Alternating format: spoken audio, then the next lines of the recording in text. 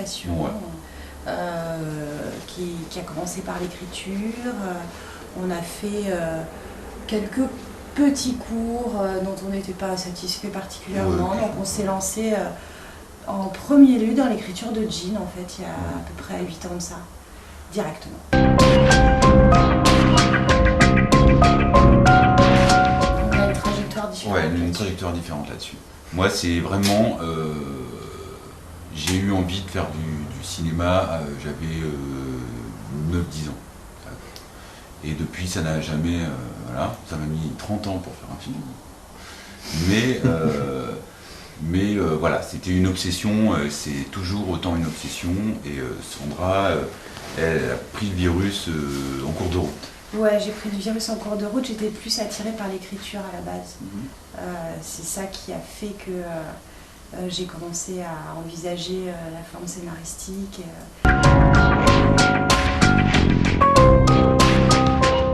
On est parti tourner un clip dans le désert il y a 10 ans. Ouais, qui se trouve sur internet très facilement d'ailleurs, qui s'appelle Thirsty, comme la soif, du groupe Aliftree, et on le trouve sur YouTube très facilement. Voilà.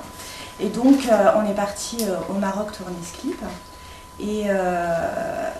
Et on a été, c'était la première fois pour nous qu'on voyait le désert, qu'on passait une nuit là-bas.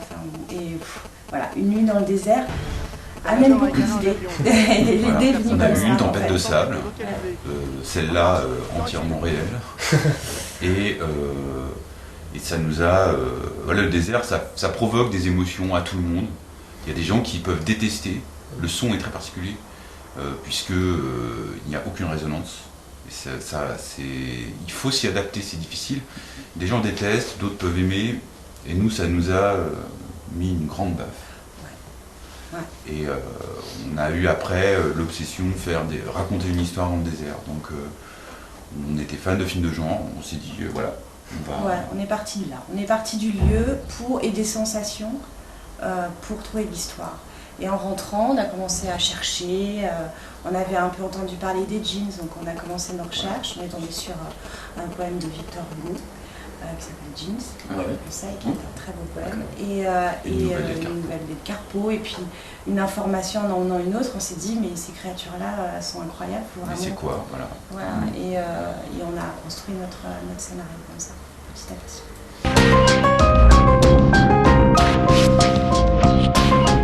C'est un film qui nous a beaucoup influencé. Enfin, Carpenter, globalement, moi c'est un cinéaste que je vénère. Et c'est vrai qu'en tout cas, The Thing, dans la filmo de Carpenter, c'est un film sur lequel on se rejoint tous les deux, ce qui n'est pas le cas de tous les films. Moi, il peut faire n'importe quelle merde, j'adore, mais Sandra, c'est pas le cas. Mais The Thing, c'est une baffe, quoi. Et puis, le côté désolation, le côté les personnages qui sont enfermés dans leur identité qu'ils perdent petit à petit, c'est évidemment quelque chose qui a influencé un petit peu l'écriture de Jean.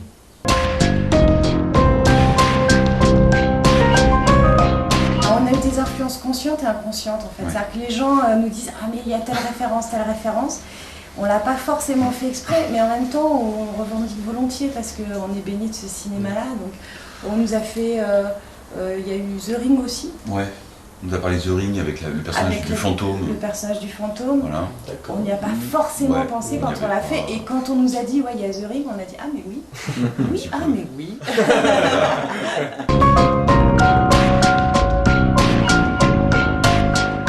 On est parti du principe que on n'allait pas être raisonnable. Mais clairement, c'est-à-dire qu'on s'est dit, on va écrire le film qu'on a envie d'écrire et on va essayer de ne pas écouter parce que sinon on ne fera jamais rien en fait. Et vraiment, on s'est tenu à ça. Et ça a marché, donc j'ai envie de dire... Ça a été un peu long, mais... Ça a été long, mais... Il y a eu des différentes étapes en fait dans le film, dans la construction du film au fil des années Voilà, c'est trouver le financement, on a eu l'avance sur recette, ce qui est plutôt rare. On a assez rapidement trouvé le financement, puis après ça a été très long de trouver aussi un distributeur. Mais non, on voulait pas... nous, on n'est pas des gens raisonnables, on n'aime pas Voilà, c'est tellement compliqué de faire un film que de faire un film qui... L'idée gagne rien, quoi. C'est qu'on a pris notre temps, il a fallu convaincre, il a fallu beaucoup de patience et d'humilité parce qu'à force, on se remet en question. Mais en même temps, ça nous a permis de transmettre la passion qu'on avait pour ce film-là et on y a cru et finalement on a rencontré des gens bienveillants, voilà. Donc on l'a fait à notre manière. Il y en a peut-être d'autres. Celle-là prend beaucoup de temps. Il y en a peut-être une plus rapide. J'espère qu'il se passera un peu moins de temps avec le prochain. Mais après, sinon on n'en fera pas beaucoup. Hein. Mais on n'a pas lâché l'affaire parce qu'on ne voulait pas faire une espèce de polar, une espèce de... Voilà, on voulait vraiment faire un film qui allait marquer le coup, qui allait être plutôt différent, quoi. Et ça a toujours été notre idée. Nous, ce qu'on aime, c'est raconter des histoires.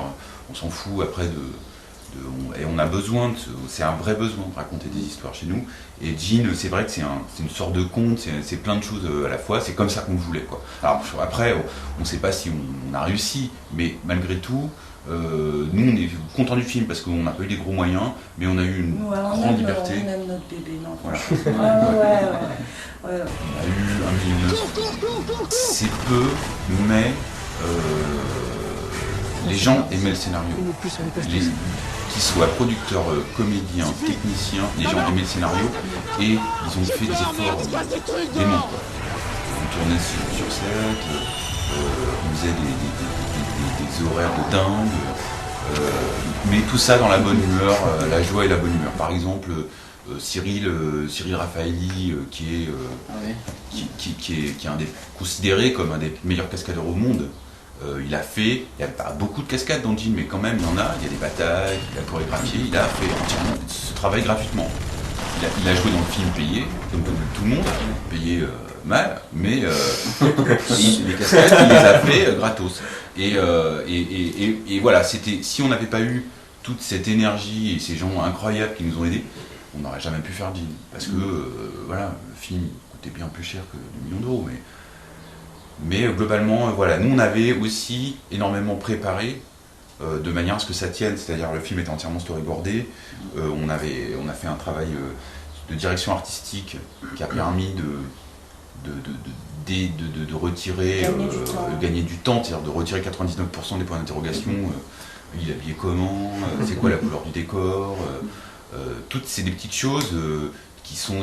Un film, c'est une infinité de détails, et on l'a vraiment beaucoup bossé. Voilà. Puis on a eu des gens vraiment hyper talentueux, qui connaissaient bien leur métier. On a eu la chance d'avoir des comédiens réceptifs à ce genre de film, réceptifs au scénario. Ça n'a pas été très dur. On a eu beaucoup de discussions, mais il y avait un vrai enthousiasme. Donc des rencontres à chaque fois autour de l'histoire, que ce soit avec Thierry Frémont qui s'est vraiment investi pour son rôle, même à l'écriture, etc. Avec Stéphane Debac qui a une approche hyper intéressante de son personnage aussi. Tout le monde est rentré dans l'histoire de plein pied. Les comédiens se sont tous appropriés leur perso sans aucun problème. Et on a créé comme ça un groupe qui n'était pas, ils ne se connaissaient pas forcément. Chaque approche de personnage était à chaque fois différente parce que chaque comédien vient d'un univers, d'un spectre assez large. Il y a des théâtreux, il y a des gens qui à la base avaient fait peut-être un peu plus de comédie, comme Mathias Van Cache, mais qui a vraiment une palette beaucoup plus large et qui a une approche très intéressante, un gros bosseur. Enfin, voilà, il y a une vraie émulation, beaucoup de travail en fait. Beaucoup de travail de préparation avec eux.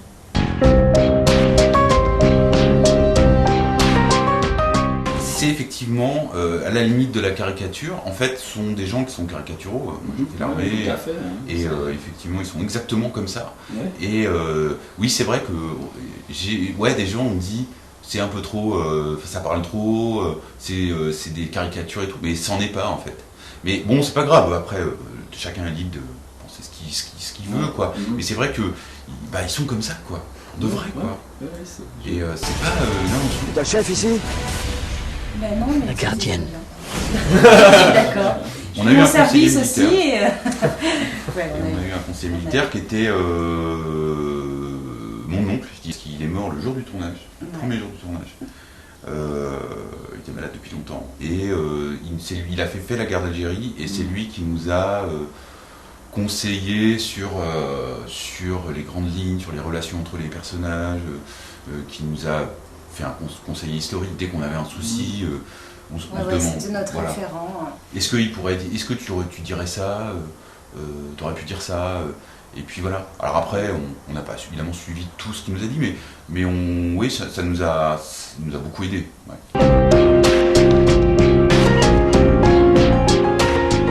Ça a toujours été dans le scénario. Ça a toujours été dans le scénario, donc on a dû tomber forcément. Je pourrais pas vous dire l'événement concret, mais. Disons que comment c'est venu ça, je me rappelle pas. Je me rappelle pas. Par contre, évidemment, c'était la plus belle, c'était la plus criante image de la colonisation. C'est-à-dire qu'on va dans un pays qui n'est pas le nôtre et en plus on fait péter des bombes atomiques. C'est quand même juste hallucinant. On se le dit comme ça et du coup, on s'est dit. Le film, il est un peu métaphorique sur la colonisation. C'est pas vraiment un film sur la guerre d'Algérie. Et putain, c'est un symbole vraiment fort de ça. Et c'était assez marrant d'essayer de lier tous les éléments, de faire une espèce d'uchronie, quoi. Mais ouais. Là-dessus, on essaye d'expliquer. Ce qui est marrant, c'est que c'est plein de petits faits comme ça. Tu te rappelles le coup de l'avion. Ouais. Il y a un avion rempli de savants qui avait été détourné. Il ne s'est pas craché, il a été détourné, il a été planqué dans un hangar par des militaires qui tentaient de faire une sorte de putsch ou un truc comme ça. Mais on a pris des petits morceaux à droite à gauche, et puis on a tenté de faire une uchronie, dans le sens où on essaie de réexpliquer la réalité de façon différente, quoi.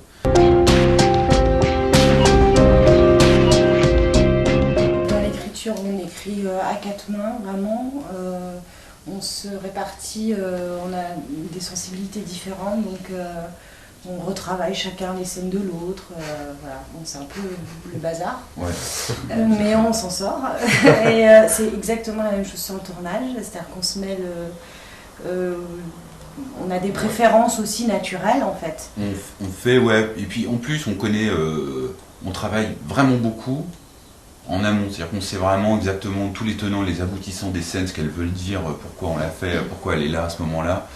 Et ça, on le sait aussi bien l'un que l'autre. Du coup, on ne remet pas en cause ce qu'on a écrit, et du coup, on parle d'une seule voix parce qu'on connaît aussi bien toutes les facettes de l'histoire. Donc, c'est comme ça qu'on est interchangeable.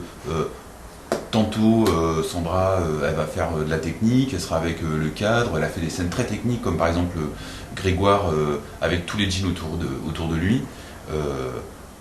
On avait un problème de planning et il a tourné avec une autre équipe à 100%, j'étais pas là, quoi. Et moi, pendant ce temps-là, je tournais des scènes de dialogue, alors que bon, c'est vrai que moi je suis plutôt un spécialiste d'effets spéciaux, mais en même temps, nous on fait comme ça, on se pose pas la question. On aurait très bien pu inverser. Mais c'était voilà, c'est super, et puis la scène elle est tournée exactement comme moi je l'aurais fait, donc voilà. On n'a pas de. C'est fluide, quoi, entre nous. On parle d'une même voix sur le plateau. C'est vrai qu'on connaît bien le projet, on se fait confiance mutuellement. Ce qui fait que voilà, on n'a pas de. Quand il y en a un qui part dans une direction qui n'est pas complètement prévue au départ, alors à moins que qu'on soit vraiment pas d'accord, ce qui arrive, hein, mais plutôt rare, on se dit ok, il doit avoir raison, et puis on lui laisse, voilà, on fait comme ça. Il y a des moments où on n'était pas d'accord sur des trucs de direction de comédien, où moi je me disais, j'aurais pas fait ça comme ça, mais bon je l'ai laissé faire. Au final tu te rends compte que ça marche, et puis inversement, on te rappelle, par exemple, tu sais quand l'enfant, il est dans le rêve. Ah oui, sur la dune. Exactement. Oui, moi, oui. j'ai donné des indications à l'enfant. C'était d'avoir une voix très monocorde, de pas jouer, quoi, un peu robotique. Et puis, et Sandra, ça lui plaisait pas du tout. Mais bon, elle m'a laissé. Et puis on l'a tourné. Et puis au final, c'est super bien. Et à plein d'autres moments où c'était l'inverse, c'est-à-dire qu'elle travaillait avec des comédiens, et puis je me disais, je disais, moi j'aurais pas fait ça comme ça, mais bon, on accepte ça aussi. Nous, on s'est pas posé la question, vu qu'on a toujours travaillé ensemble, donc voilà, et on a vu dans le regard de notre équipe un moment de stress. Ouais. Genre, merde, comment ils vont faire, est-ce qu'ils sont chiants, qui est-ce qui est le plus hystérique ou le plus... bref, et donc on a dû passer du temps comme ça à leur montrer que non, on s'engueulait, mais pas... pas sur plateau. Pas sur plateau. Voilà.